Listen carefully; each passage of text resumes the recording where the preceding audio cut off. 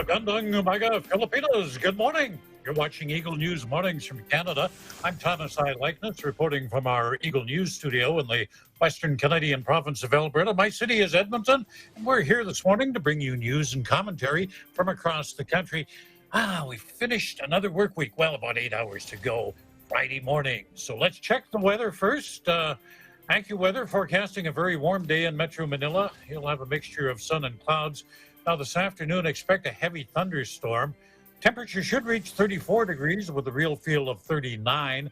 Currently, a few clouds and 26. Feels like 30. And if you're going to venture outside today, good day to do it. The air quality rated as excellent. Well, you look like you need another cup of coffee to get going this morning. It's just right over there. Yep, freshly made. Grab a second cup, sit back, relax, and I'll tell you what's happening in Canada. First, we'll have a look at the weather across the country. Our street scene today comes from the Ottawa-Gatineau region of Canada. And a big thank you to Eagle News correspondent Andre Lajoie for that shot. Let's start on the west coast. Victoria, mostly cloudy and 18. Vancouver has clouds and 18 degrees. We cross the mountains to Alberta, and in Edmonton, clouds, rain, actually thunder showers. It was thundering up until a couple of minutes before airtime. Did get fairly warm, though. We got up to 23 degrees. In Calgary at 24 with clouds. In Saskatchewan, Regina, mainly sunny and 23. Also sunny and 23 in Saskatoon. Winnipeg, partly cloudy and 25. Over to Toronto, mostly cloudy and 25. And up in Ottawa, they've got light rain, 26 degrees. Montreal, mostly cloudy. It's warm there, 28. The Atlantic provinces, Fredericton, sunny and 22. Halifax reports clouds and 17. And I wouldn't want to be in St. John's, Newfoundland today. Light rain, fog. It's chilly there, really chilly, 9 degrees. Let's look at our weather. Here are some of the stories we're following today. Restrictions extended at the Canada-U.S. border. Hackers from Russia trying to steal vaccine research data. Discrimination is illegal in Canada. We'll tell you about that. There are long waits for eye surgery in Ottawa and Ontario, making some changes to the way nursing homes are run there. Well, a ban on non-essential travel between Canada and the United States, it's been extended now to August the 20th. Acting U.S. Secretary of State Chad Wolf said on Twitter, the closure has slowed the travel-related spread of the virus. Now, the border was first closed March 21st, and every month since then, it has been extended for another 30 days. There had been growing pressure from the U.S. to reopen the border. A lot of governors, a lot of people along the border states, they want to come up here. But, with the increasing number of COVID-19 cases, the majority of Canadians say no, stay home. More than 80% say it's not time to put out the welcome mat. They say keep that border closed, perhaps even indefinitely. The closure has had little effect on business. You see, that's because essential goods can move back and forth between the two countries. Of course, the tourism sector has been hurt, but, given the state of personal finances and the fear of getting infected, that business is going to be slow to come back. It's going to be slow for a long time. Since the border closure, though, more than 10,000 U.S. citizens have been refused entry into Canada. About half of those trying to get in just wanted to come up here to shop, to go sightseeing, or for recreational purposes. Go home, they were told. The Canadian Border Service Agency says the other half were turned away for other reasons, but declined to elaborate. Well, Russian hackers have been busy. According to the Communications Security Establishment, Russia directed cyber attacks at Canadian, American, and British organizations, including those doing research on vaccines. National security agencies from the three countries allege that this is what the organization is called. APT-29 is behind the attacks. And APT-29 is also known as the Dukes or Cozy Bear. The malware that they're spreading is known as WellMess and WellMail. It's targeted a number of organizations globally. It looks for vulnerabilities in their computer networks, and maybe they can find a backdoor in there. It's not known whether the hackers were able to successfully steal anything. Well, it's been tough times for Canada's health charities since the pandemic began.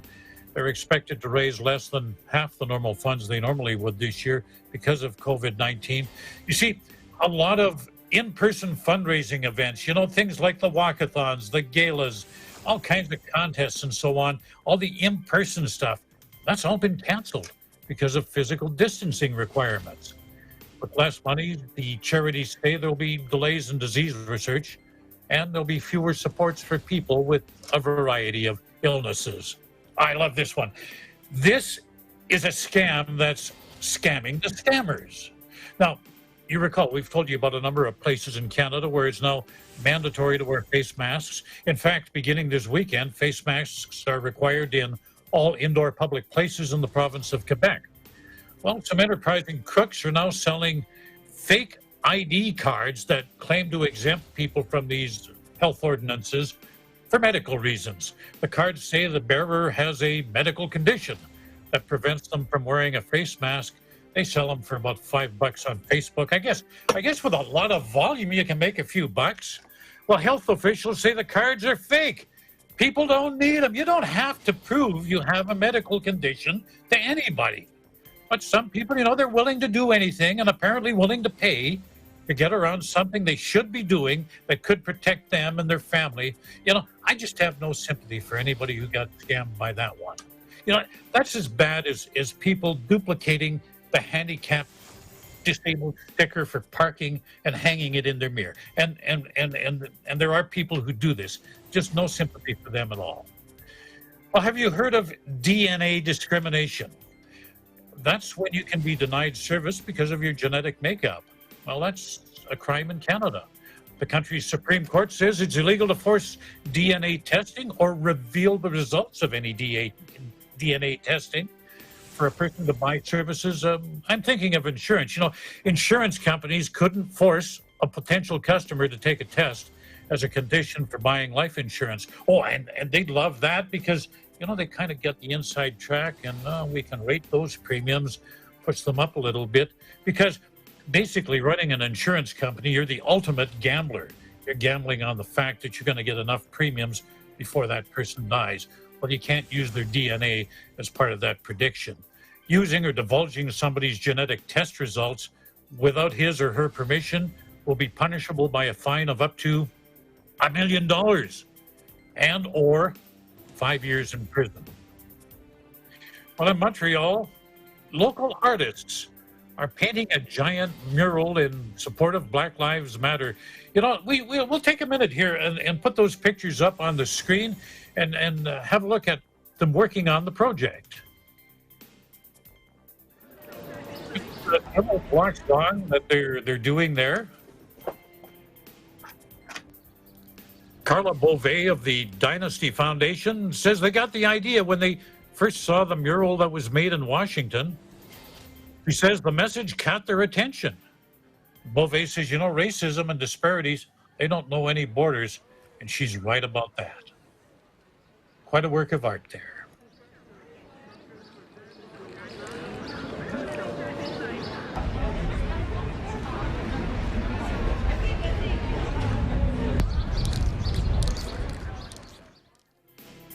Well, in Ottawa, people needing eye surgery could be facing big delays. Eagle News correspondent Andre Lajoie explains. Of elective eye surgery in Ottawa could count balloon to 1,000 if the city main treatment center does not reopen soon. According to one of the physicians, the Ottawa Hospital Riverside Eye Care Center, the RECC, has been closed since March due to the COVID-19. Despite a directive from the province in May allowing elective surgeries to resume their activities. The RECC is yet to be reopened. The RECC is the largest outpatient in its kind in Canada, performing more than 10,000 surgeries a year.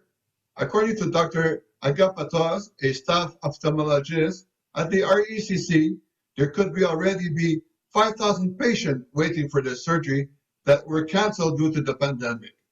Some of them are getting worse with the time. Agapatos said adding some patients could be at risk and losing their sight permanently. Some of the procedures have resumed at the Eye Institute at the general campus of the Ottawa Hospital, But Agapatos said that the facility is only functioning at 20 to 30% at its normal capacity. He said he's frustrated with the lack of communication regarding the RACC closure, which has been told will be revealed late in August. If we open up in September, it will take a long time to get through those 5,000 patients that were waiting. It's only takes the number of the years that's not acceptable, Agatapatos said. The Ottawa Hospital says it's taking a coordinated and a gradual approach to catching up on the surgeries that were canceled due to the COVID-19. In a statement, the hospital said it's reviewing each case and working a schedule for the appointments. In Ottawa, Canada, Andre Lajoie, we live in an interesting time. If you're just joining us, it's 7:14. You're watching Eagle News Mornings from Canada.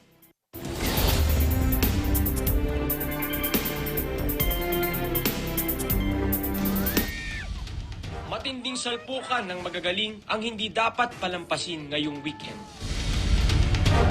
Ang angas nyo, grabe kayo.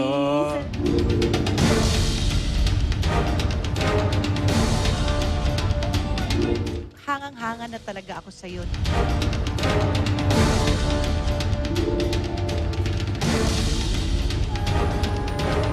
This is what you call tagisan ng galing. Ito na yon. Sino-sino ang bubuo sa Final 5 na makakasama sa Grand Finale? Abangan yan dito lang sa Tagisan ng Galing, the Semi-Finals.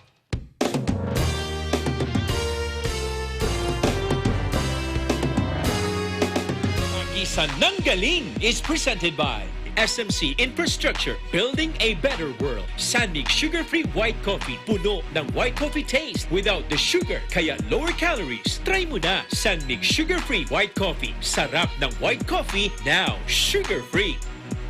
Veg-approved Nutri-Chunks, the only premium dog food with active boost for optimum energy and prebiotics that help strengthen immunity. Just like Catherine Bernardo, gawing listo, ganado ang fur babies niyo. Listo ganado sa Nutri-Chunks. Magnolia Chicken Templados, delicious, ready to cook and freshly marinated daily. Pure Foods Lunch and Meat, pure sarap for every family. Star Chunky Cheese Corned Beef, ang cheesy ng corned beef mo. Walang duda, kids can tell na #1 ang Pure Foods Tender Juicy. Ang tender, ang juicy, ang sarap. Co-presented by Cooper, expert in air conditioning and electromechanical.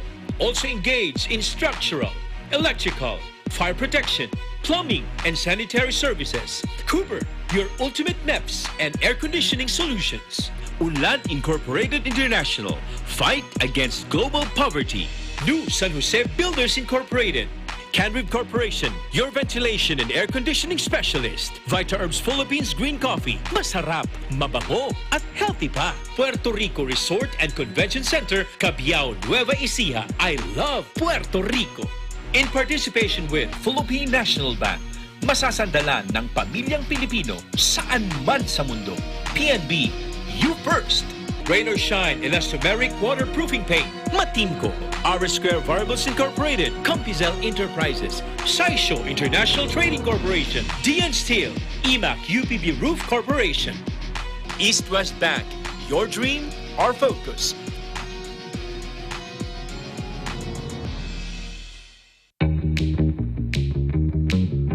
Hey, Gretchen Ho here, and I'm a white coffee lover. Creamy kasi, and very yummy. Pero mas masarap kung hindi nakaka-guilty. Check my new discovery, Sanmig Sugar-Free White Coffee. Puno ng white coffee taste without the sugar, kaya lower calories. Try mo na! Sanmig Sugar-Free White Coffee. Sarap ng white coffee, now sugar-free.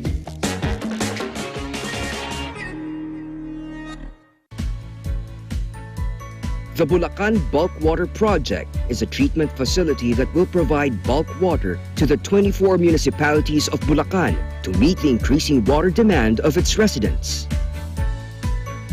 Through concessionaire, SMC Infrastructure also initiated the significant improvements of the Manila North Harbor Port, the country's busiest port. Listo at ganado ang baby ko sa vet-approved Nutri-Chunks with active boost and prebiotics na pampalisto. Made with real meat, with essential nutrients to help them grow healthy and happy. Listo, ganado sa Nutri-Chunks. Ikaw lang ang star ng buhay ko. Para sa akin, perfect ka. Ibang klase ang sarap ng corned beef mo.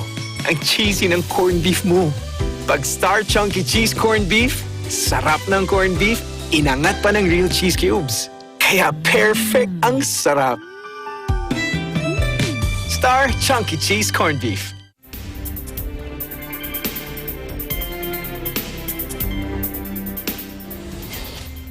This is Eagle News Mornings from Canada. I'm Thomas I. Likeness, 718, 26 degrees in Manila.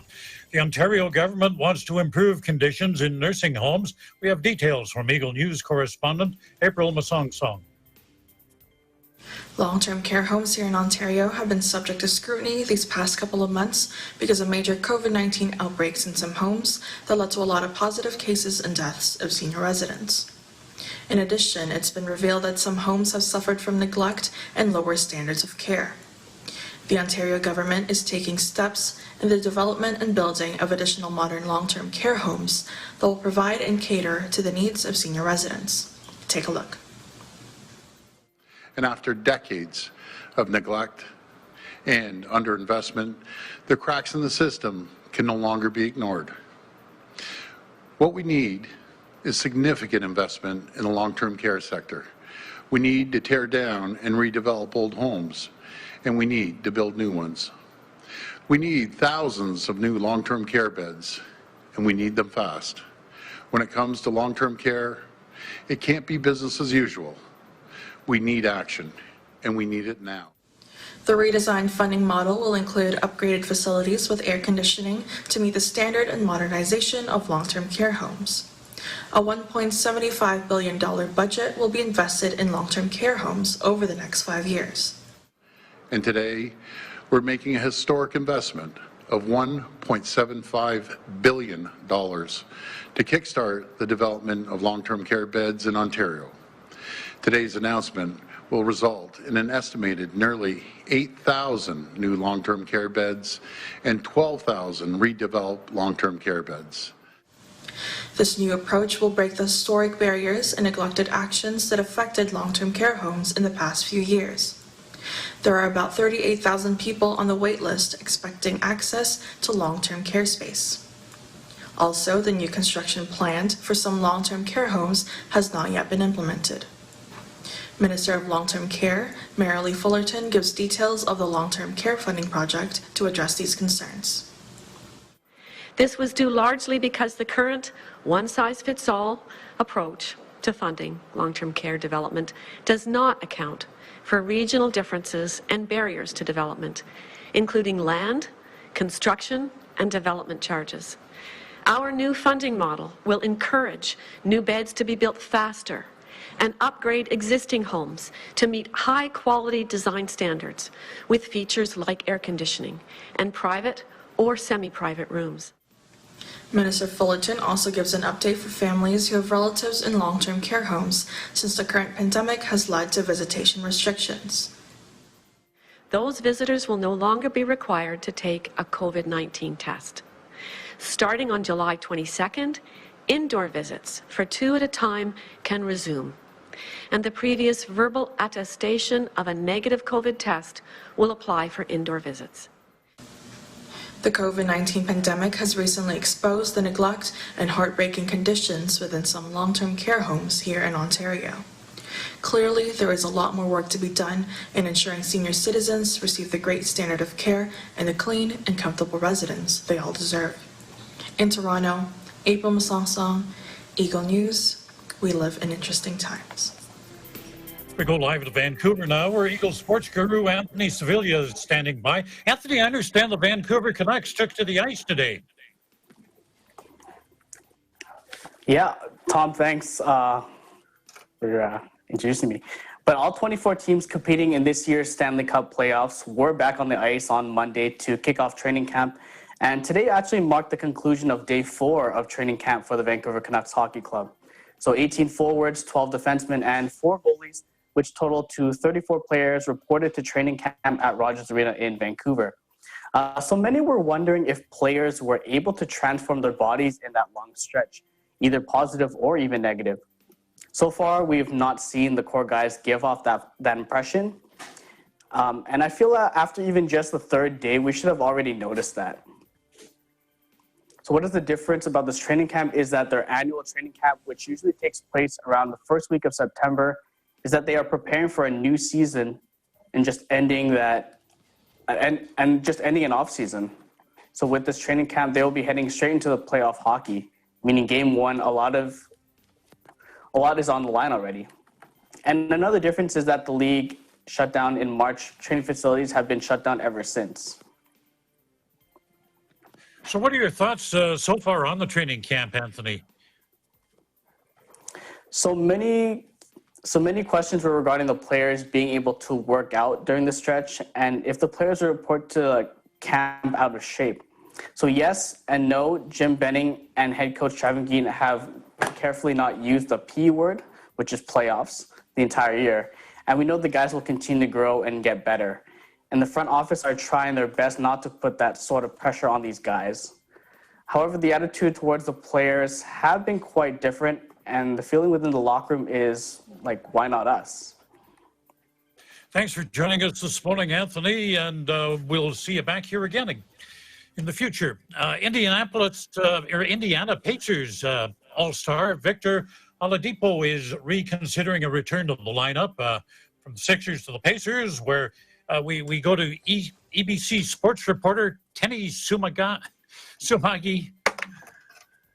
Oh, Tenny, Tom, I was trying to get Oladipo right, and too many syllables, you know. Too many syllables for an old guy like me. So yeah, I anyway, know. My last name has like 3. yeah. And Victor Oladipo only have what? Oladipo is 3 too. 7 or something. I don't know.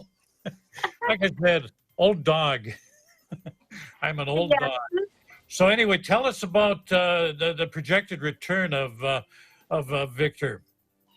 Yes, it's actually the most interesting storyline to come out of the NBA bubble this week is the progress of the Pacers All-Star. The All-Star has returned to the team's lineup this last January after a year absence due to a ruptured quad injury. Oladipo is reconsidering his decision to sit out the remainder of the season. You know, he's been going through practice and he's been looking good. He's been working extremely hard. He's been doing that really since we ended. You know, he's a guy that, you know, just puts in his work and his time, and, you know, he'll be here answering questions here after me. But, you know, he's been working hard, as all the guys have been. I was always going to come down here and test it out. That was always a part of the plan. At the end of the day, a few weeks from today, that when I made my decision, I didn't think I could play. You know, as far as doing all the what I was capable of doing before, I wasn't able to play 5-on-5. I wasn't able to get up and down. I wasn't able to practice with the team. I wasn't able to do necessarily game-like things at a high level. So at that point, I didn't think I was going to play. But after, you know, coming down here and reassessing every day, going out there playing 5-on-5 with these guys, moving around, doing basketball-related things like rebounding, changing speeds, changing ends of the floor, running, jumping, doing things basketball-related. You know, I'm trending in a positive direction. For more on the Indiana Pacers and the other teams, please tune in to Eagle News for more updates on the restart of the NBA season. In New York, Tenny Sumagi, Eagle News, we live in interesting times. Okay, Tenny Sumagi, I got it right there, right? Yes. Tenny, what you told us is big news for Pacers fans. Do you like their chances to make a run for the NBA title? For the NBA title, no. Only because the Milwaukee Bucks and the Toronto Raptors are better teams than the Indiana Pacers. But, you know, they sit comfortably in the middle spot of the Eastern Conference. They're a great defensive team, Tom, and that's thanks to Coach Nate McMillan. He's a very defensive-minded coach. And it's just that the Pacers just lack a true all-star. You know, the Raptors have Kyle Lowry and Pascal Siakam. The Bucks have the Greek Freak, Chris Middleton. There's the Celtics, and then there's the Heat, and then there's the Pacers. And, you know, they've been an underrated team pretty much throughout the years. And they always are I would probably consider them the dark horse. I do think they will advance to the first round, and depending where who they play in the second round, whether it's the Bucks or the Raptors, it just depends on the offense. And to have Oladipo back, he's probably rusty after a year-long absence, and he is the scoring force of the Pacers. It just really depends on their offense. Their defense is great, but offense, you know, it's questionable, especially if you play the Bucks or the Raptors.